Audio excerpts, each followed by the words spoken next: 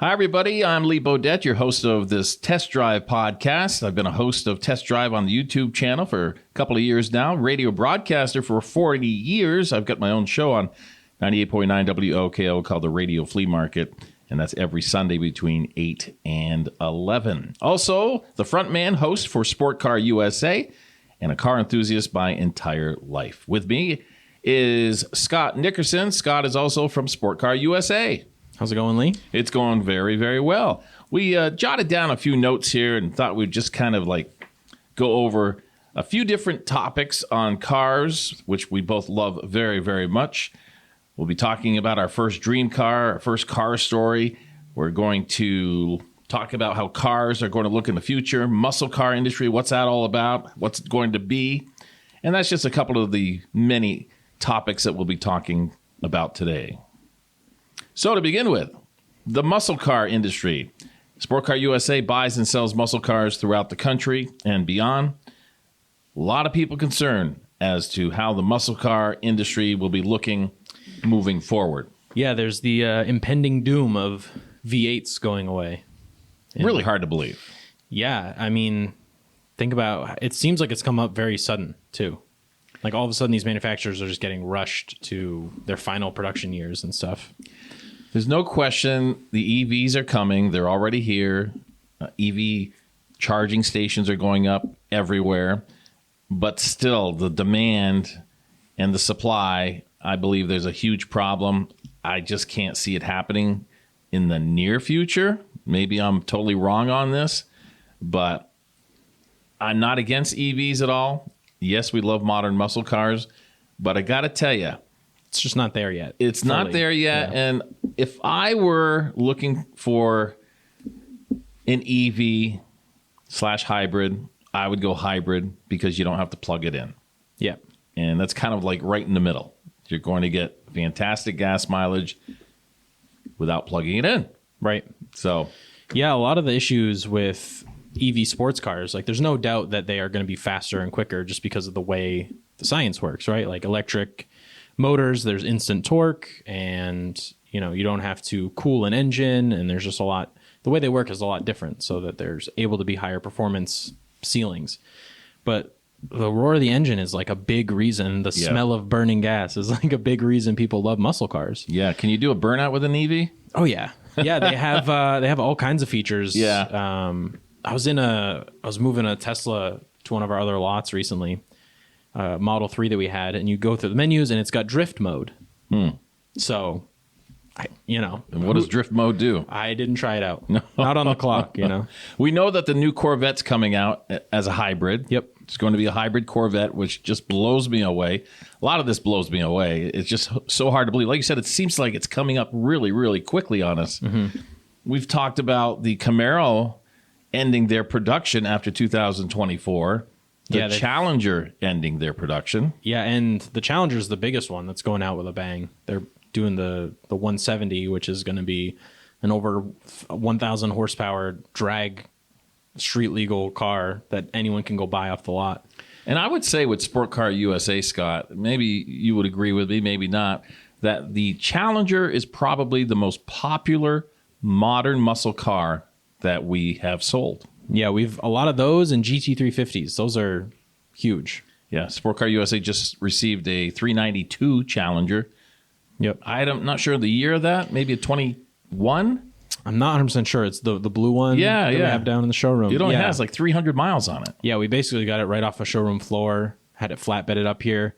Just today, we got a 2018 Hellcat.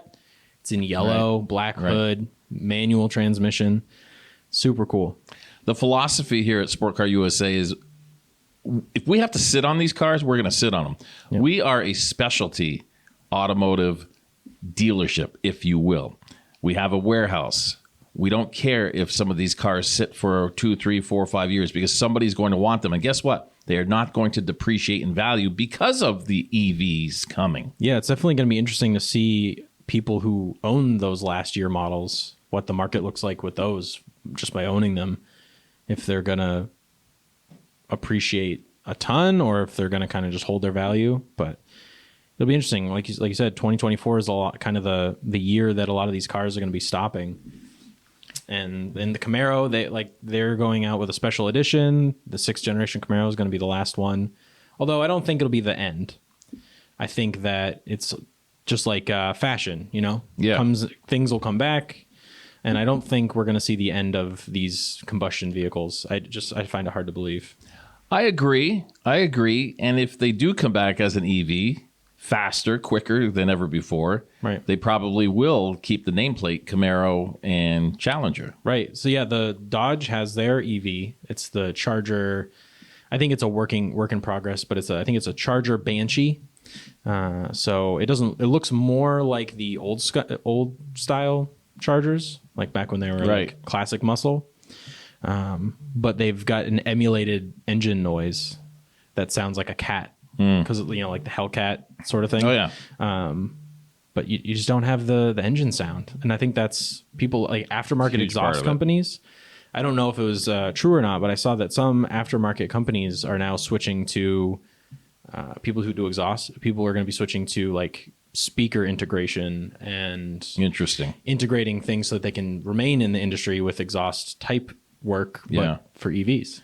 Yeah, that is very interesting. If you've ever been to one of our Sport Car USA events, our showcases, they definitely, you're going to hear some loud noise at one of our showcases. We got another one coming up in just a couple of weeks here. A week from tomorrow. It's at the Sport Car USA upper campus, if you will, off of exit 20 in St. Albans, a Highgate Road, and there's a Toyota and a Chevy dealership. Clear the entire lot, and then all the muscle cars will be coming in. Hopefully it's loud. I'd love to do a thing where we start all the cars on the lot all at once. That would be cool. That would be super cool. I think I can make that happen. Yeah? Yeah. Have you heard anything about the Mustang? No. Well, they just came out with a new Mustang, or they announced it. I think it's coming out in 23 or 24. So I'm not 100% sure what they're doing with that. I mean, they already have their EcoBoost. So they have different things like that. I mean, the Chargers, they have a V6 version. Challengers, they have a V6 version. So a lot of these cars, they have a smaller engine version. But the Camaro, back to that, there's no longer going to be a turboed 4-cylinder. So the start point for Camaros is going to be, it used to be under 30,000 you could get into a Camaro. It's still a Camaro body style wise, but not the V8. But now you can't even get the 4-cylinder. So you think about some of the muscle cars that went away and came back, like the Charger, the Challenger, the Camaro. Mustang? No. It's always been there. It's always been. Even though there was a Mustang 2, which is an embarrassment. Yeah. That was because of the energy crisis in the early 80s or late 70s. It was there. It was still a Mustang. Same like we talked about before, the Viper. It came and went multiple times. Corvettes have always stayed around, though. I don't think they've taken really a production break. No, not since the early 50s. And like you were saying, like the Corvettes are now a hybrid model, but they're still keeping that V8.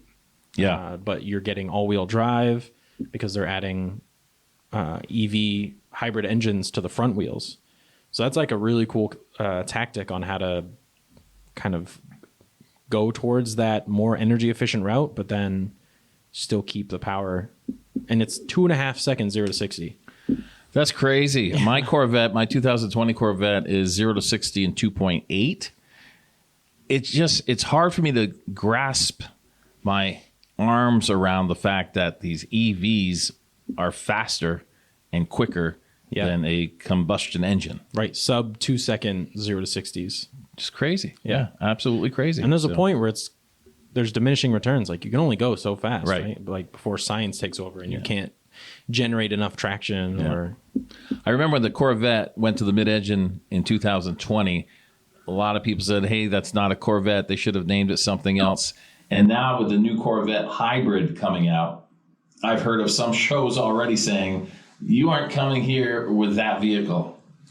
Yeah. You are not allowed. We're kind of trying to keep our car showcases to combustion vehicles only, just to kind of keep that spirit alive. As like we talked about, it's kind of fading out. But yeah, a lot of these shows are eliminating EVs as entries. Will there ever be a self-driving sport car? Well, there's a lot of really cool that's another rabbit hole you can go down is self-driving vehicles, where there's in some large metropolitan areas, you can get in a taxi that has no driver. I don't want to be in that taxi. I'm sorry. I just don't want to be in that taxi. I think I'm super interested in it just because like the technology is insane, but also it is a little bit scary that. Well, I got to tell you, there's a commercial. Trust the machine. There's a commercial out right now, and I won't say who it's for, but it's a truck, and they're going down the road, and they're clapping their hands without anybody touching the driver or the steering wheel, excuse me, and they're singing along. And number one, why would you want to do that? What do you do with your hands besides clapping and playing music? Maybe it's a possessive type of feeling that I have here. I've got to be hanging onto that steering wheel. But to see people in a full-size truck going down the highway, clapping and playing music and singing to it without touching the steering wheel, I'm just not ready for that.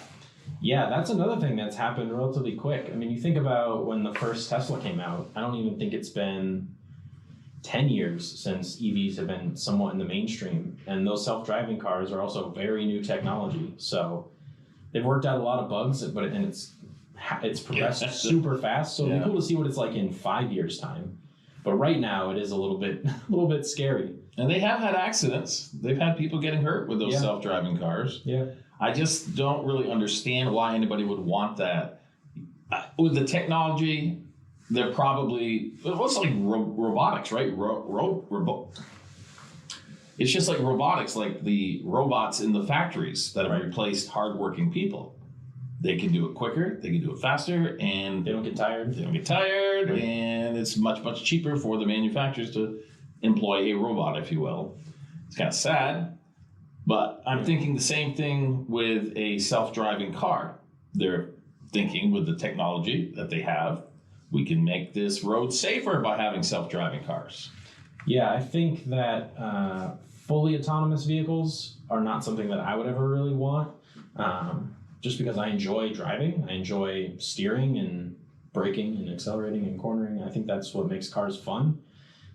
If you look at them like that, if you view them as just like a transport thing, then, maybe assisted driving or self-driving cars are something that you'd be more interested in. Yeah, and there's an airplane company that has moved into Vermont, which is where we're broadcasting and where we're based out of in Sport Car USA. It's going to be a hybrid airplane. It's originated in California. I believe it's Beta Technologies is the name of it.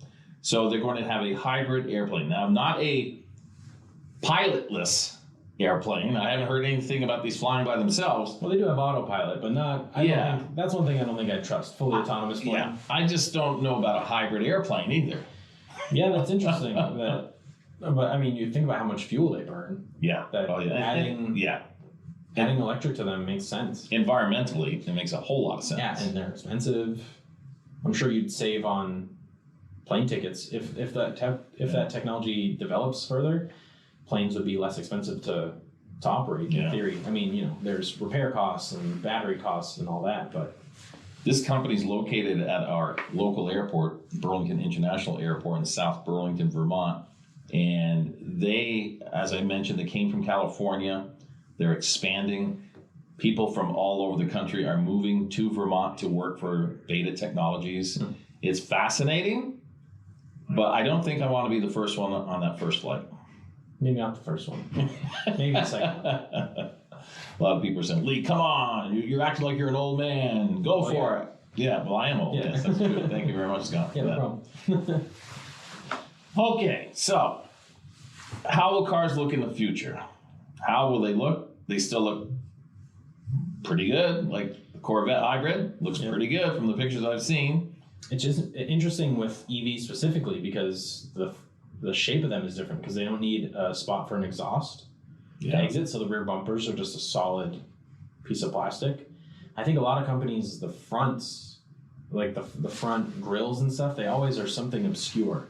They always look not like you'd expect a normal car front to look. Right. Which I always found interesting. Like, why do they need to look different? Like, why can't they just operate differently? Yeah, you can tell when an EV vehicle is behind you, coming up on you. They look different. The whole front is like lit up. Yeah. And it's usually all the way across. Yeah, they usually have big light bars. Which is bizarre, but there must be something to that. Mm-hmm. Yeah. So what do you do when the EV vehicle won't start? Do you get jumper cables? Yeah, I don't think you do. Emergency battery packs. Yeah, something like that. When you're out and about with your own current vehicle that's not an EV, you carry jumper cables with you, right? So I guess you would carry a spare battery pack with you. Mm-hmm. I don't know. Yeah, I think there's some vehicles that have worked on getting like an emergency battery source that's kind of not connected to the main system, but it's like a secondary battery. But like certain cars have 2 batteries too. Right. I know Jeeps are one of those that have like a battery that's just for the accessories of the vehicle, so that if you're running the radio and you kill the battery, you can still start the car. Well, hybrid vehicles going to have 2 as well. The hybrid battery and then the your regular car standard battery. Car batteries. Yeah, I don't know how that works. There's going to have to be different services that'll come and jump your EV. I don't know how that would work. Who knows? Well, I guess we're going to find out sooner than later. That's for sure. It's coming. It really is. Dream car. What's your dream car, Scott? As we get off these EVs a little bit. I know. I think, although I think those are really cool, I think that just by working here, the Dodge Charger has become one of my favorites. Since I was a little kid, I've always loved Corvettes, and I think the Corvette that you have in that red color is beautiful. I've always loved canary yellow, so I think one of the newer canary yellow Corvettes. I don't think they make them in that color. I think that was an old school color, but those Corvettes and the Chargers, just they're so practical looking. Yeah, you would have loved my 2014 Corvette Stingray in canary yellow. I love that color. I don't know why. Gorgeous. And you know what's really changed a lot also is that not many years ago, to really spruce up a car, you'd put chrome rims on it. Ugh. Now it's gone full circle. It's like the dark or the black rims that are going on these vehicles. Yep. And I must say, I was a chrome rim guy because I'm older. My son, who's 40 now, told me, Dad, he said to me, like, go with the black rims. Yeah, we don't do chrome anymore. Chrome just doesn't look good. And I'm here like, what are you talking about? Chrome makes it sharp and elegant and gorgeous. Now, I'm kind of gone away from the chrome rims. Yeah, I prefer like flat colors. Right. The wheels on my car are just matte black. Yeah. Well, like the Challengers with that flat black hood and roof and trunk area. Yep. A lot of those have that matte finish down there. Yeah, and they make a special matte protectant, and I don't even know if it's a wax, but when I had you can't with matte. You can't do regular wax. Exactly. You'll ruin it big time. And I've noticed on some of the Challengers that we've had in the past here at Sport Car USA, some of them seem to have some weather damage. Obviously, not everybody has a garage, and it makes you wonder how long that matte black finish, and that is a stripe, isn't it? It's kind of like an adhesive on stripe. Yeah, like it's not like a wrap no, I believe it's like a vinyl stripe. So when I had my 392, I had a yellow 392 Challenger, and I did buy some special protectant for that matte black finish. Mm-hmm. It's important. It seemed to work really well. Yeah, really well. So yeah, that's my dream car. That's your dream car? What about you, Lee? I don't know. I've owned so many vehicles, and I always say that if I had all the money that I lost with all the car trades I've made, that negative equity, I would have retired probably 15, 20 years ago. But I still have car payments, and I still love vehicles. My dream car, I never was a Corvette person, but I've owned 2 now. I really, really like my 2020 C8, and I love my 2014 Corvette Canary Yellow Stingray. I like some of the older muscle cars, 442 Oldsmobiles, Chevelles. Those are really, really sharp. Never been a Plymouth Chrysler type guy, even though I've owned a couple of Challengers. As I've gotten older, you've hit just about everything. Right? I think I have. Camaro, Corvette, Mustang. But I usually stay American. I don't know how many foreign cars I have owned. I'm sure I have, Well, Toyotas. Yeah, Toyotas, yeah. That's a Yeah. Japanese brand. Absolutely, absolutely. But for the most part, it's been modern muscle for me, and muscle in particular. Mm-hmm.